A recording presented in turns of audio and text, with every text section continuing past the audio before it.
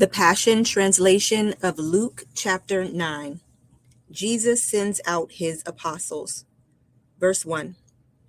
Jesus summoned together his 12 apostles and imparted to them authority over every demon and the power to heal every disease. Then he commissioned them to preach God's kingdom realm and to heal the sick, to demonstrate that the kingdom had arrived. As he sent them out, he gave them these instructions. Take nothing extra on your journey. Just go as you are. Don't carry a staff, a backpack, food, money, not even a change of clothes. Whatever home welcomes you as guest, remain there and make it your base of ministry. And wherever your ministry is rejected and not welcome, you are to leave that town and shake the dust off your shoes as a testimony before them. The apostles departed and went into the villages with the wonderful news of God's kingdom realm, and they instantly healed diseases wherever they went. Verse 7 starts Herod perplexed. Now, Herod, the governor, was confused and perplexed when he heard the reports of all the miracles of Jesus and his apostles. Many were saying, John the Baptizer has come back to life. Others said, this has to be Elijah who has reappeared, or one of the prophets of old who has risen from the dead. These were the rumors circulating throughout the land. Herod exclaimed, who is this man? I keep hearing about him over and over. It can't be the prophet John. I had him beheaded. Herod was very eager to meet Jesus. Verse 10 starts, Jesus feeds thousands.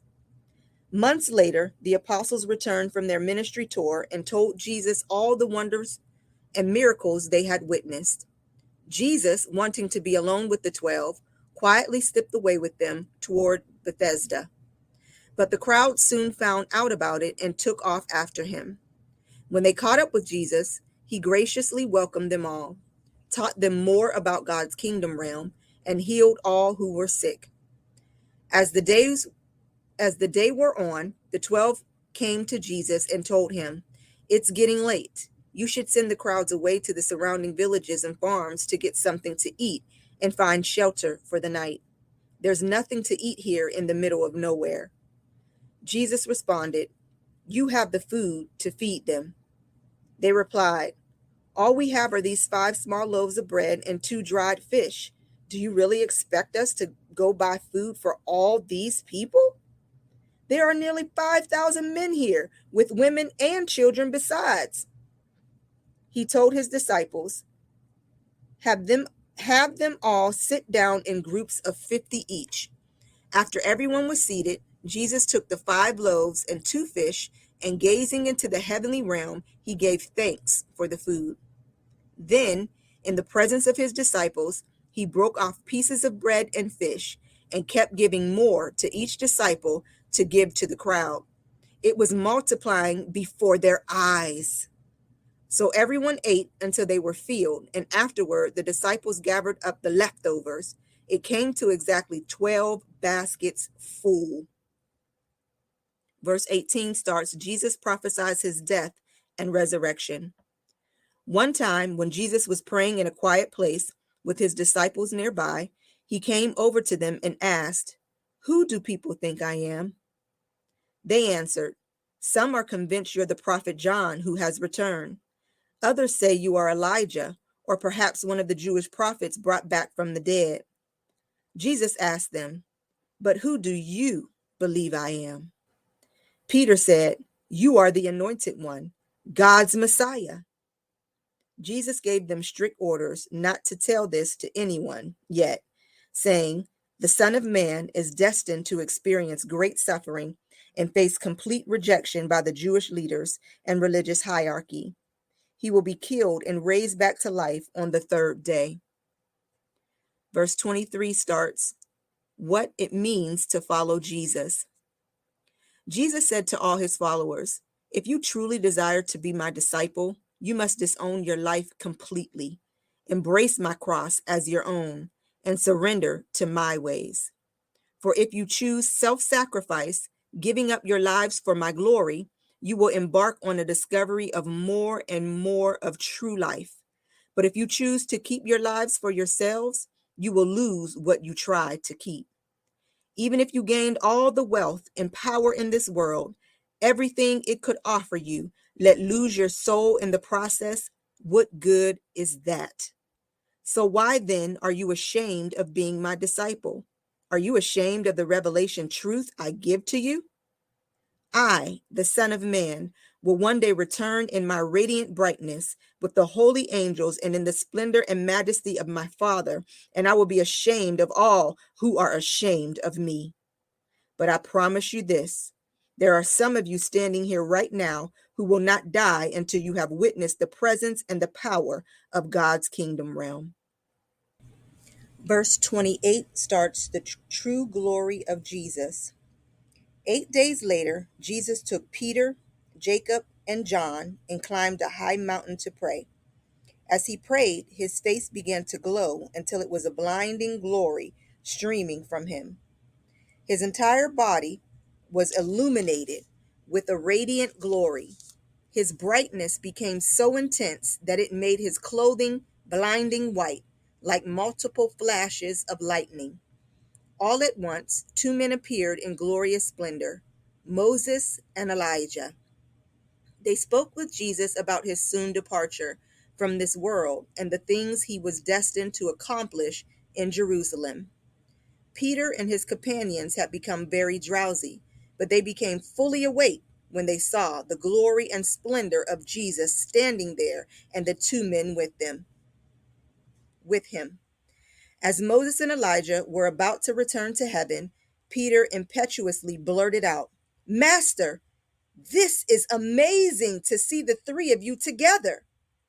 Why don't we stay here and set up three shelters, one for you, one for Moses, and one for Elijah?"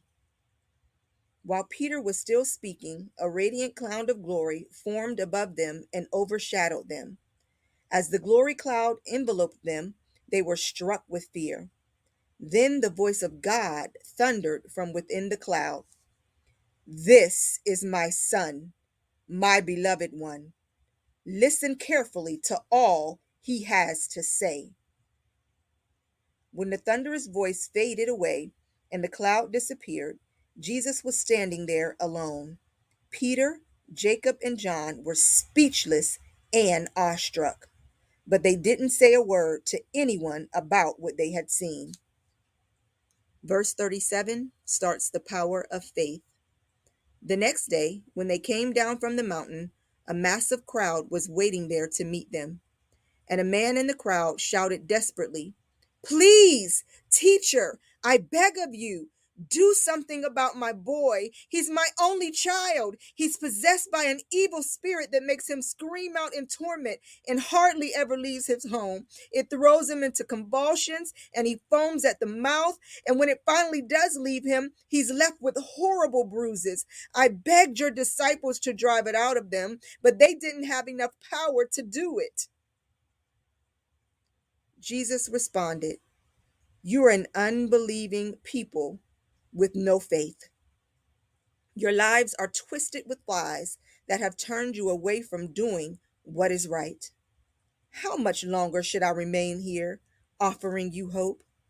Then he said to the man, "Bring your son to me." As the boy approached, the demon slammed him to the ground, throwing him into violent convulsions. Jesus sternly commanded the demon to come out of the boy, and immediately it left. Jesus healed the boy of his injuries and returned him to his father, saying, "Here is your son." Everyone was awestruck. They were stunned seeing the power of the majesty of God flow through Jesus. While everyone marveled, trying to process what they had just witnessed, Jesus turned to his disciples and said, "This is very important, so listen carefully and remember my words. The Son of Man is about to be betrayed and given over to the authority of men." But the disciples were unable to perceive what he was saying, for it was a veiled mystery to them, and they were too embarrassed to ask him to explain it. Verse 46 starts, true greatness. The disciples began to argue and become preoccupied over who would be the greatest one among them. Fully aware of their innermost thoughts, Jesus called a little child to his side and said to them, "If you tenderly care for this little child on my behalf, you are tenderly caring for me. If you care for me, you are honoring my Father who sent me. For the one who is least important in your eyes is actually the most important one of all." The disciple John said, "Master, we found someone who was casting out demons using your name, and we tried to stop him because he doesn't follow you like we do." Jesus responded, "You shouldn't have hindered him, for anyone who is not against you is your friend." Verse 51 starts Jesus' journey to Jerusalem. Jesus passionately determined to leave for Jerusalem and let nothing distract him from fulfilling his mission there, for the time for him to be lifted up was drawing near. So he sent messengers ahead of him as envoys to a village of the Samaritans. But as they approached the village, they were turned away. They would not allow Jesus to enter, for he was on his way to worship in Jerusalem. When the disciples, Jacob and John, realized what was happening, they came to Jesus and said, "Lord, if you wanted to, you could command fire to fall down from heaven, just like Elijah did, and destroy all these wicked people." Jesus rebuked them sharply, saying, "Don't you realize what comes from your hearts when you say that? For the Son of Man did not come to destroy life, but to bring life to the earth." So they went to another village instead. Verse 57 starts, the cost to follow Jesus. On their way, someone came up to Jesus and said, "I want to follow you wherever you go." Jesus replied, "Yes, but remember this, even animals in the field have holes in the ground to sleep in, and birds have nests, but the Son of Man has no place here to lay down his head." Jesus then turned to another and said, "Come be my disciple." He replied, "Someday I will, Lord, but allow me first to fulfill my duty as a good son and wait until my father passes away." Jesus told him, "Don't wait for your father's burial. Let those who are already dead wait for death. But as for you, go and proclaim everywhere that God's kingdom has arrived." Still another said to him, "Lord, I want to follow you too, but first let me go home and say goodbye to my entire family." Jesus responded, "Why do you keep looking backward to your past and have second thoughts about following me? When you turn back, you are useless to God's kingdom realm." Luke chapter 9, verses 1 through 62. May you be blessed to be a blessing. Love, Lady Aisha Fisher.